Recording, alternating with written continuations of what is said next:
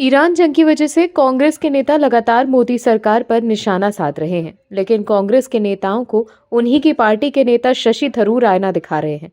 Iran युद्ध शुरू होने के बाद से ही कांग्रेस के नेता लगातार तुष्टीकरण की राजनीति में हैं। कभी सरकार पर ईरान के साथ देने का दबाव बनाते हैं, तो कभी इजरायल और अमेरिका से युद्ध करने के लिए सरकार को उकसाते हैं। लेकिन मोदी सरकार लगातार देश हित में काम करती जा रही है। सरकार ने साफ कर दिया है कि विदेश नीति तुष्टीकरण के लिए तय नहीं होती, लेकिन कांग्रेस के लोग अपने वोट बैंक को खुश करना ही सफल निर्देश नीति मानते हैं। पश्चिम एशिया में जारी संघर्ष का असर पूरी दुनिया पर पड़ रहा है। होमरुज में तनाव की स्थिति के बीच क्रूड ऑयल की कीमतें काफी इजाफा हुआ है।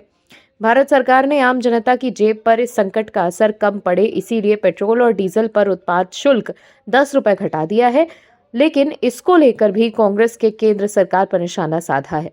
कांग्रेस ने सरकार को निशाने पर लेते हुए कहा है कि कीमतें डीलरों और उपभोक्ताओं दोनों के लिए एक जैसी ही हैं। राहत सिर्फ कहने की बात, वास्तविकता में कोई राहत नहीं है। सरकार को उपभोक्ताओं को वास्तविक राहत पहुंचाने पर ध्यान देना चाहिए। वहीं पार्टी के ही वरिष्ठ नेता शशि थरूर सरकार के साथ नजर आ रहे हैं। क्या है खबर, बताते हैं आपको इस रिपोर्ट में। दर्शकों, कांग्रेस सांसद शशि थरूर ने कहा है कि जब देश हित की बात आए तो राष्ट्रीय एकता बहुत महत्वपूर्ण हो जाती है। उन्होंने ये बात पश्चिम एशिया संकट को लेकर मुख्यमंत्रियों के साथ हुई प्रधानमंत्री नरेंद्र मोदी की बैठक के बाद कही है।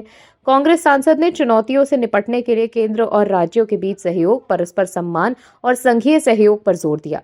दरअसल शुक्रवार को प्रधानमंत्री मोदी ने पश्चिम एशिया संकट और उससे उपजे हालात पर भारत पर पड़ने वाले असर को लेकर राज्यों के मुख्यमंत्रियों और केंद्र शासित प्रदेशों के उपराज्यपालों के साथ वीडियो कॉन्फ्रेंसिंग के जरिए बैठक की थी। वहीं न्यूज एजेंसी एएनआई से बात करते हुए थरूर ने कहा कि जब राष्ट्रहित की बात आती है तो हम सभी एकजुट हो जाते हैं। यदि आज केरल में यूडीएफ की सरकार है तो हम भी केंद्र से अलग नहीं होने वाले। हमें राष्ट्रीय हितों का ध्यान रखना होगा।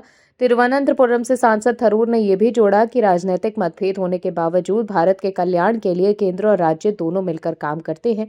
थरूर ने कहा कि हम इन मामलों पर केंद्र सरकार के साथ मिलकर काम करेंगे। इसका मतलब ये नहीं है कि केरल में चुनावों के मामले में हमें राजनेताओं के सहमत होना ही है, वो एक अलग मामला है। लेकिन केंद्र सरकार के साथ काम करना राज्य सरकार का कर्तव्य है और केंद्र के लिए भी राज्यों के साथ मिलकर काम करना उनका कर्तव्य है। ये एक आपसी संघवाद होना चाहिए। इसका मतलब है कि राज्यों और केंद्र दोनों की अपनी अपनी जिम्मेदारियां, अपने अपने दायित्व और अपने अपने कर्तव्य हैं। मुझे उम्मीद है कि दोनों पक्ष इसका सम्मान करेंगे। वहीं थरूर ने पीएम मोदी और अमेरिकी राष्ट्रपति ट्रंप के बीच हुई कूटनीतिक बातचीत का स्वागत किया और इसे एक सकारात्मक कदम बताया। उन्होंने कहा है कि मुझे खुशी है कि अमेरिका के राष्ट्रपति और भारत के प्रधानमंत्री आपस में बातचीत कर रहे हैं, ये एक अच्छी बात है।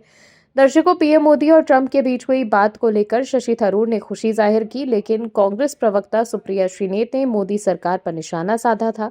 दरअसल इस फोन कॉल को लेकर ऐसी खबरें सामने आई कि बातचीत में एलन मस्क भी मौजूद थे। इसको लेकर सुप्रिया श्रीनेत ने एक्स पर पोस्ट कर लिखा, अमेरिका के राष्ट्रपति ट्रंप और भारत के प्रधानमंत्री मोदी के बीच एक महत्वपूर्ण कॉल में एलन मस्क जैसे बिजनेसमैन की क्या भूमिका थी। युद्ध शुरू होने के बाद ट्रंप और मोदी के बीच ये पहला कॉल था। दो राष्ट्रीय अध्यक्षों के बीच एक अहम कूटनीति कॉल को भी तमाशा बनाकर रख दिया।